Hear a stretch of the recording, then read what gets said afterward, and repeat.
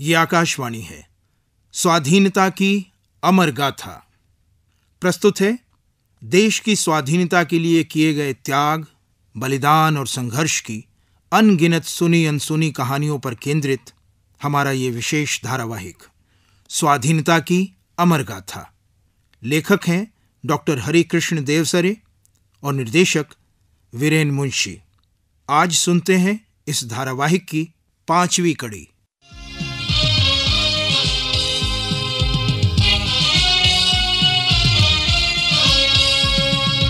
मातृभूमि की बलिवेदी पर हंसते हंसते, मातृभूमि की बलिवेदी पर हंसते हंसते चढ़ा गए जो शीश वीर बलिदानी, चढ़ा गए जो शीश वीर बलिदानी।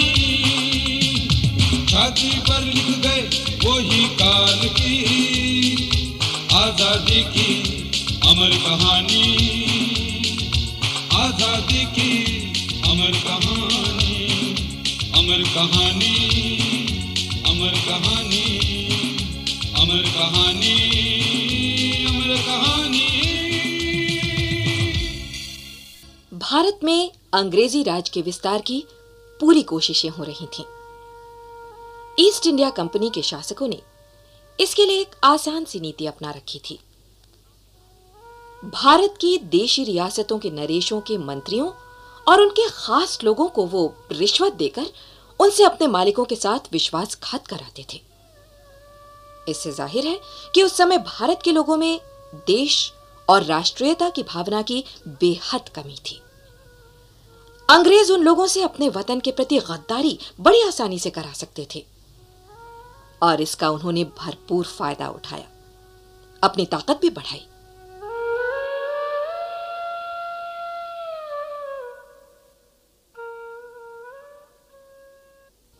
महाराष्ट्र, उड़ीसा, मध्य भारत, पंजाब आदि पर अंग्रेजी हुकूमत का शिकंजा कसता जा रहा था। अंग्रेज चाहते थे कि दिल्ली के सम्राट को एकदम कमजोर कर दिया जाए, दिल्ली के सम्राट का एक तरह से वजूद ही खत्म कर दिया जाए। उस वक्त दिल्ली के तख्त पर शाह आलम का बेटा अकबर शाह आसीन था। क्या बात है महमूद भाई, कुछ उदास से लग रहे हैं।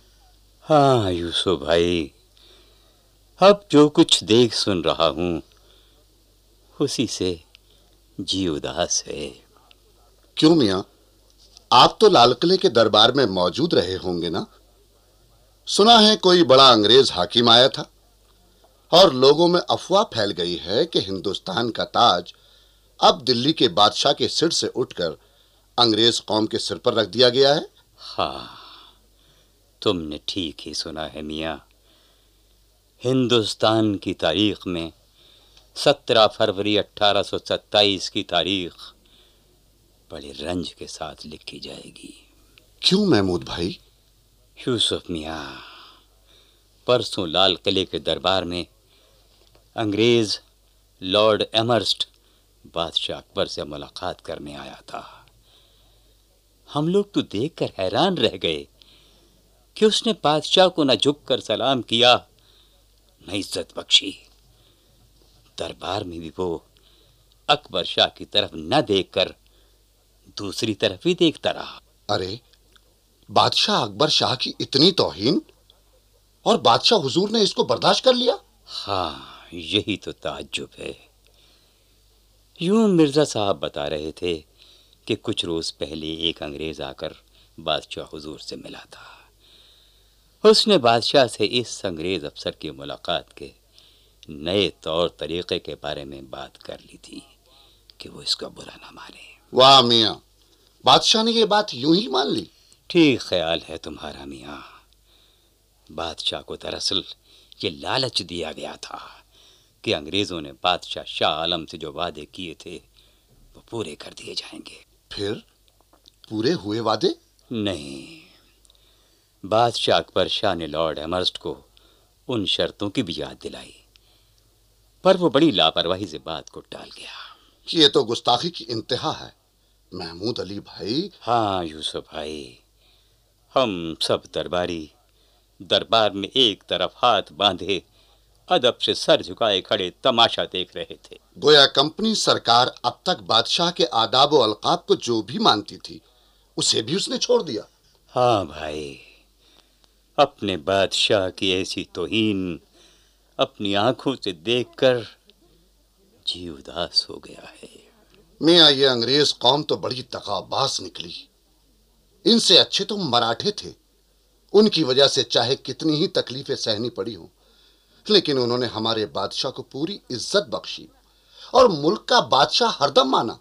लेकिन मियां, अंग्रेज तो लगता है दिल्ली की हुकूमत को पूरी तरह से हड़पने के मंसूबे बना रहे हैं। तब तो इस मुल्क का खुदा ही मालिक है मियां।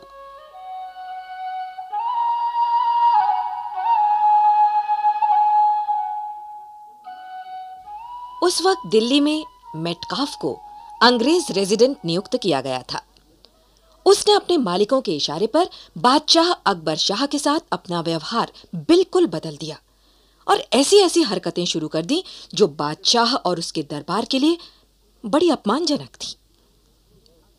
इससे दिल्ली के लोगों में अंग्रेजों के प्रति नफरत बढ़ने लगी। अकबर शाह ने अपने बेटों को युवराज बनाने के प्रस्ताव अंग्रेजों के पास भेजे, पर वो नामंजूर कर दिए गए। सन 1837 में अकबर शाह की मृत्यु हो गई।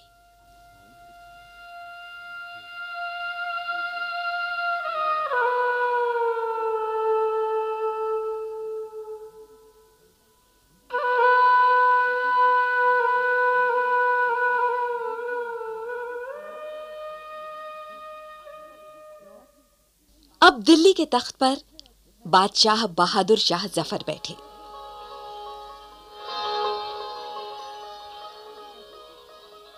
अंग्रेजों ने शाह आलम के साथ जो इकरारनामा किया था उसे अकबर शाह के बार बार कहने पर भी पूरा न किया था। अब बहादुर शाह जफर ने भी इकरारनामे के अनुसार अपने खर्च की रकम बढ़ाने के लिए अंग्रेजों से कहा,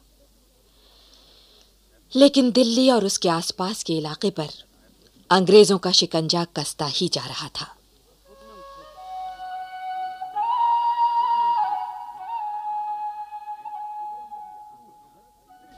जहां पनाह, आपने खर्चे की रकम बढ़ाने के लिए जो खत भेजा था, रेजिडेंट अंग्रेज ने उसका जवाब भेजा है।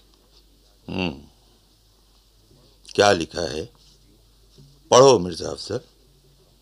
जहां पनाह, ऐसा गुस्ताख खत पढ़कर सुनाने की हिम्मत मुझ में नहीं है। बेखौफ होकर पढ़ो मिर्जा अफसर। जरा हम भी तो सुने कि अंग्रेज हाकिम किस हद तक गुस्ताख हो सकते हैं। हुजूर, इस खत में आपके लिए न कोई अदबी खिताब लिखा गया है, न तस्लीम, न कोर्निश, न मुजरा। ऐसा लगता है कि उनके दिल में आपके ताज के लिए कोई इज्जत नहीं रही। हम फिरंगियों की चालों को समझ तो रहे हैं। खैर, हाँ, आगे क्या लिखा है? बेखौफ होकर साफ साफ पढ़ो मिर्जा अफसर। जी हुजूर, जी आगे लिखा है, जनाब बहादुर शाह जफर, तुमको मालूम हो कि शाह आलम के साथ जो इकरारनामा हुआ था उसे कंपनी सरकार के हुक्मनामे ने रद्दी की टोकरी में डाल दिया है, क्योंकि वो। रुक क्यों गए मिर्जा? पढ़ो ना।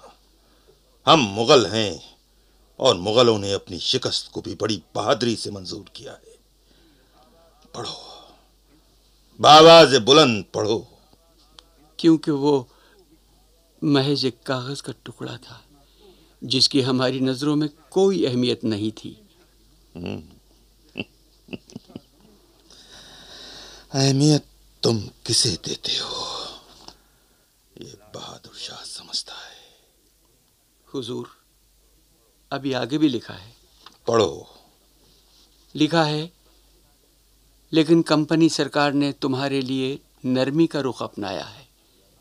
अगर तुम अपने और अपने खानदान के बचे खुचे इख्तियार कानूनी तौर पर कंपनी को सौंप दो तो तुम्हारे खर्च की रकम बढ़ा दी जाएगी। नहीं, हरगिज़ नहीं, ये हम कभी न करेंगे।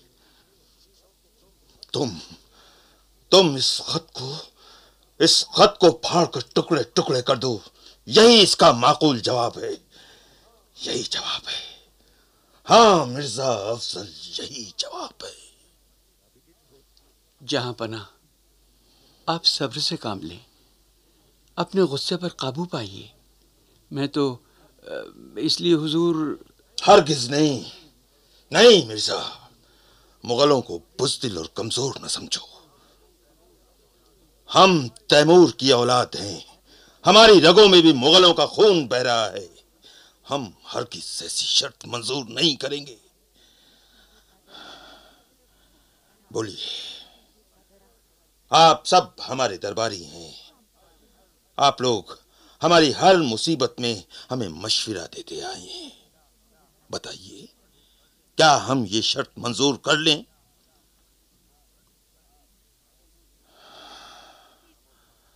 आपकी खामोशी इस बात का सबूत है कि हम जो कर रहे हैं वो ठीक है।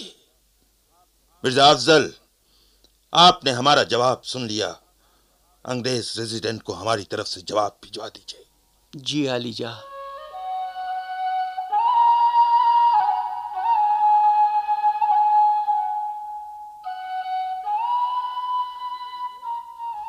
अभी तक ये रवायत थी कि ईद के रोज, नौरोज पर और बादशाह की ताजपोशी की सालगिरह के दिन गवर्नर जनरल और कमांडर इन चीफ दोनों बादशाह के दरबार में खुद हाजिर होकर या रेजिडेंट को भेजकर नजरें पेश किया करते थे। लेकिन बहादुर शाह जफर के इस जवाब के बाद अंग्रेजों ने दूसरा ही रुख अपनाया। उस वक्त Lord Ellenborough governor general बना था और उसने ये सारा नजराना बंद कर दिया। इससे न सिर्फ दिल्ली के बादशाह का अपमान हुआ, बल्कि दिल्ली की जनता में भी अंग्रेजों के लिए असंतोष और गुस्सा भर गया।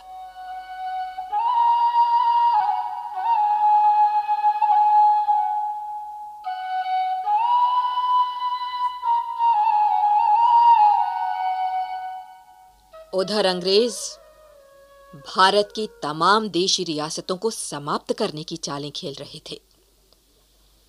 जिन देशी राजाओं के साथ कंपनी ने मित्रता की संधि कर रखी थी या जिनके पूर्वजों की सहायता से कंपनी ने भारत में अपना राज कायम किया था, उनमें से किसी के मर जाने पर यदि उसके कोई पुत्र न हो तो उसकी पूरी रियासत पर अंग्रेज कंपनी का हक हो जाता था और कंपनी तुरंत उस रियासत पर कब्जा कर लेती थी।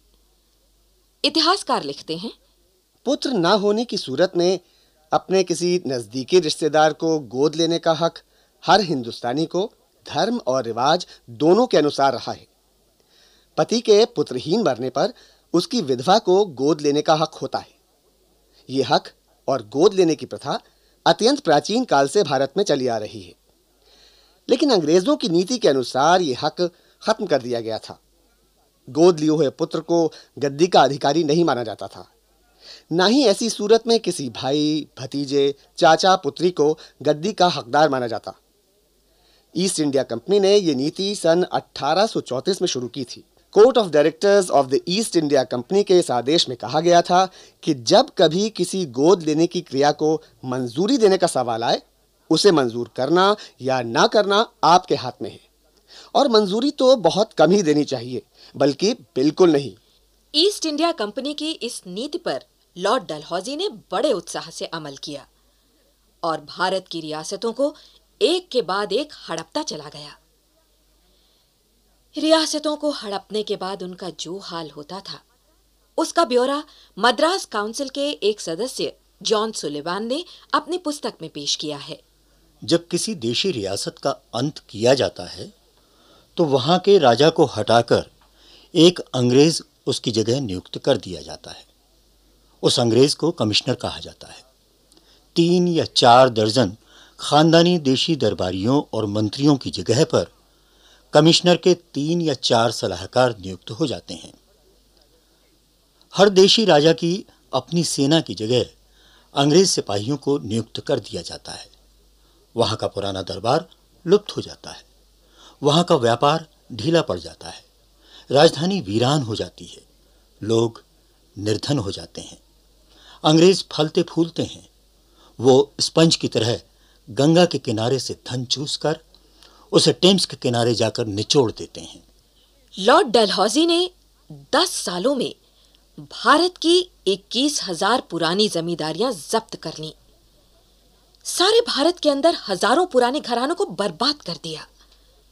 हिंदू, सिख या मुसलमान किसी भी धर्म के भारतीय नरेश लॉर्ड डलहौजी के चंगुल से बच नहीं सके।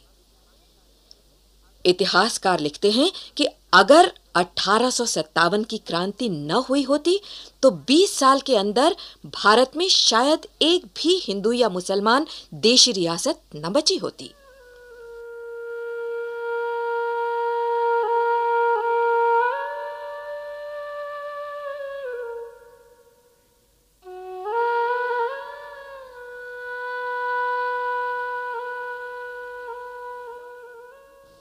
लॉर्ड डलहौजी के भारत आगमन के वक्त यहां 2 रियासतें बहुत बड़ी और धन से भरपूर थीं। एक थी निजाम की रियासत और दूसरी अवध की। इन रियासतों को किस तरह हड़पा गया, इसकी कहानी खुद अंग्रेज इतिहासकारों ने बयान की है। सन 1800 की संधि के अनुसार हैदराबाद के निजाम को सब्सिडियरी सेना के खर्च के लिए सालाना बहुत बड़ी रकम देनी पड़ती थी।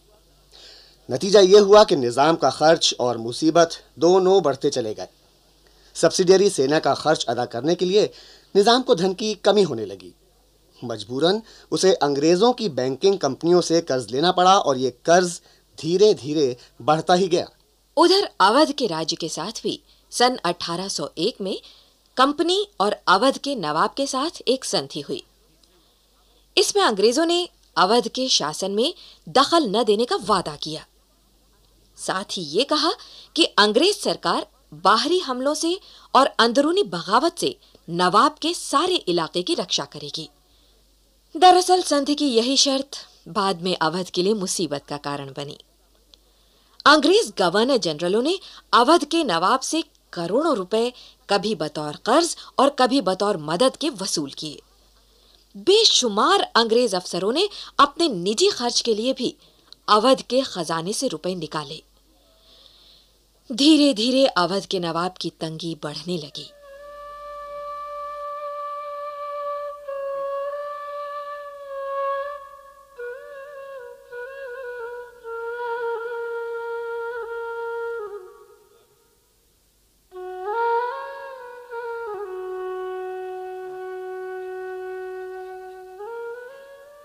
मियाँ, वो सुना है तुमने, लखनऊ हम पे फिदा है और हम फिदाए लखनऊ। क्या हकीकत आसमां की जो छुड़ाए लखनऊ। गर मिले जन्नत भी रहने को बजाए लखनऊ। चौंक उठूंगा मैं हरदम कह के हाय लखनऊ। ए मियाँ, लो हुक्का पियो और उसके धुओं में उड़ा दो ये सारे शायराना ख्याल। अरे लखनऊ पर तो अब धीरे धीरे फिरंगियों का शिकंजा कसता जा रहा है। क्या कहते हो मियाँ? लखनऊ पर तो नवाबों की हुकूमत रही है। मियाँ, वो तो नाम के लिए है। लखनऊ के दरबार में एक अंग्रेज रेजिडेंट रहने लगा है। वो राजकाज में दखल देता है। कई छोटे छोटे इलाकों पर तो अंग्रेज अफसरों का ही हुक्म चलता है, उन्हीं का कानून चलता है। और हमारे नवाब वो खामोश होकर देखते रहे हैं। मियाँ, उन्होंने तो कई मर्तबा तमाम बद इंतजामियों को रोकने की कोशिश की, लेकिन अंग्रेजों ने दखल देकर उनकी सारी कोशिशें नाकाम कर दी। लाहौल बिला कुव्वत, ये फिरंगी तो बड़े खतरनाक मालूम होते हैं। मियाँ, ये कुछ भी कर सकते हैं। जानते हो, उन्होंने हमारे नवाब हुजूर पर इल्जाम लगाए हैं कि तुम्हारी हुकूमत में रियासत में बद इंतजामी फैल रही है और रियासत बहुत परेशान है। अजी लानत भेजो ऐसे इल्जामों को, ये तो सरासर झूठ हैं। झूठ तो है ही, बल्कि यूं कहो कि हमारे नवाब को बदनाम करने के लिए बदइंतजामी तो वो अंग्रेज खुद फैला रहे हैं। यानी अब लखनऊ के बुरे दिन आने वाले हैं। लो मियां, हुक्का दो, दिल के गुबार धुआं बनाकर ही निकाल लूं।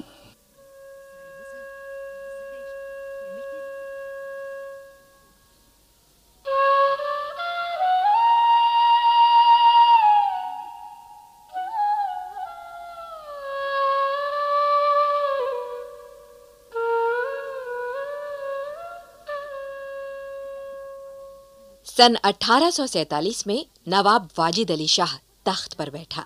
वो समझ गया था कि अवध की सल्तनत का असली रोग क्या है, इसलिए उसने हुकूमत में कई सुधार किए और यही बात अंग्रेजों की आंखों में कांटा बनकर चुभने लगी।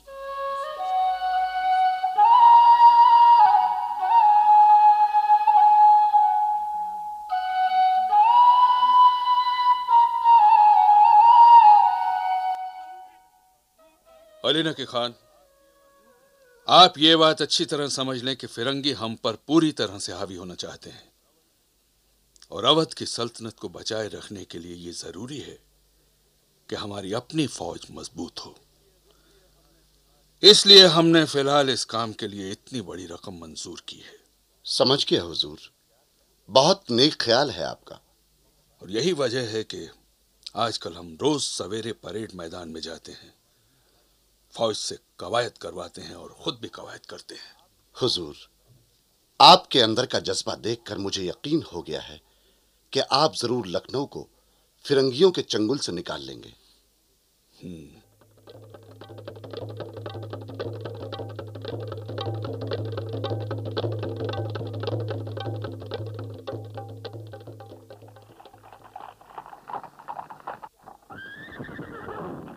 मेरे जांबाज सिपाहियों, जैसा कि मैं हुक्म दे चुका हूं, लखनऊ दरबार की सारी पलटनें रोज सवेरे सूरज निकलने से पहले परेड मैदान में आ जाया करें। लेकिन मैं देख रहा हूं कि कुछ पलटनें वक्त की पाबंद नहीं है, लिहाजा अब मेरा हुक्म गौर से सुनो। कल से अगर कोई पलटन परेड मैदान में देर से आएगी तो उससे 2000 रुपया जुर्माना वसूल किया जाएगा। अगर कभी मैं परेड के लिए देर से आऊंगा तो इतनी ही रकम बतौर जुर्माना मैं भी अदा करूंगा।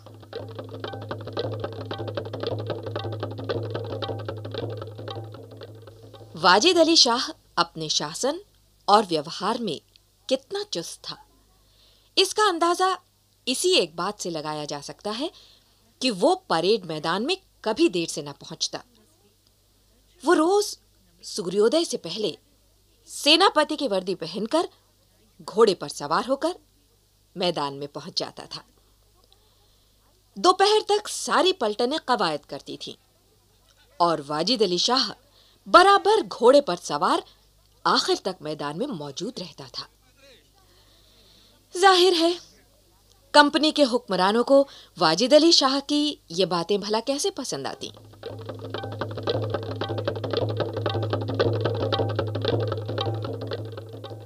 मिस्टर आउटराम, तुम्हारे होते हुए नवाब ये सब क्या कर रहा है? डोंट यू थिंक वो अपना ताकत बढ़ा रहा है? मिस्टर हैरिस, आई नो, मगर नवाब का फौज हमारा आर्मी का मुकाबला नहीं कर सकता है। That's not the point. फौज तो फौज है और हमको तो नवाब को इतना निकम्मा बनाना है कि वो लड़ने की बात भूल जाए, हमारे सामने सिर उठाने का हिम्मत ना करे। सर, लखनऊ का पूरा एडमिनिस्ट्रेशन हम कंट्रोल करता है, नवाब हमारे खिलाफ कुछ नहीं करेगा। But we have to capture the state.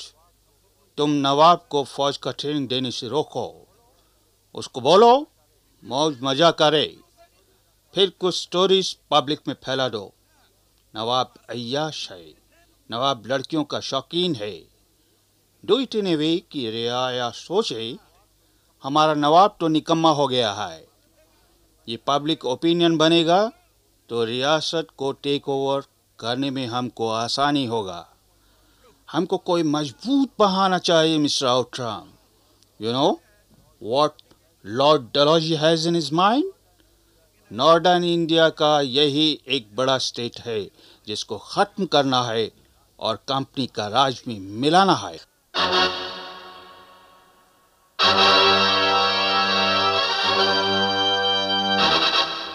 अंग्रेजों ने अपनी इस साजिश के तहत वाजिद अली शाह के चरित्र पर तरह तरह के झूठे कलंक लगाकर कई पुस्तकें लिखवाईं और उन्हें जनता के बीच बंटवाया।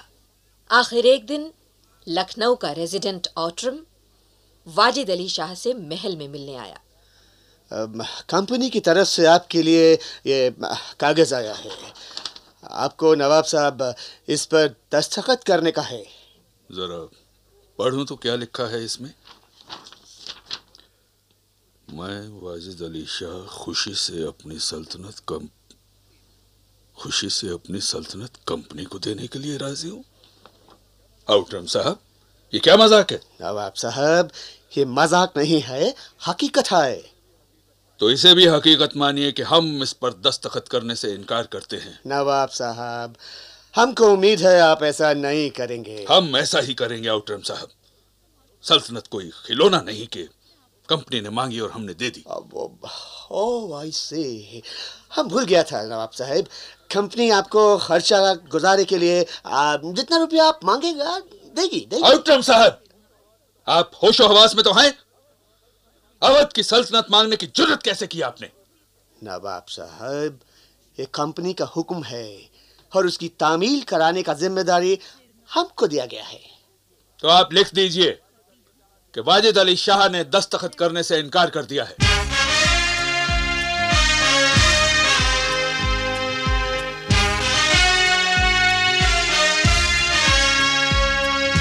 मातृभूमि की बलिवेदी पर हंसते हंसते, मातृभूमि की बलिवेदी पर हंसते हंसते चढ़ा गए जो शीश वीर बलिदानी, चढ़ा गए जो शीश वीर बलिदानी, छाती पर लिख गए वही काल की आजादी की अमर कहानी, आजादी की अमर कहानी। अभी आप देश की स्वाधीनता के लिए किए गए त्याग, बलिदान और संघर्ष की अनगिनत सुनी अनसुनी कहानियों पर केंद्रित हमारे इस विशेष धारावाहिक की 5वीं कड़ी सुन रहे थे। लेखक थे डॉक्टर हरिकृष्ण देवसरे और निर्देशक थे वीरेन मुंशी। नाटक में भाग लेने वाले कलाकार थे SM Zaheer, Banwari Taneja, Manoj Bhatnagar, Subhash Gupta, Adil Rana, RK Sharma, TR Mehta, Raees Mirza और शोभना जगदीश। कल इसी समय इस धारावाहिक की 6ठी कड़ी प्रसारित की जाएगी।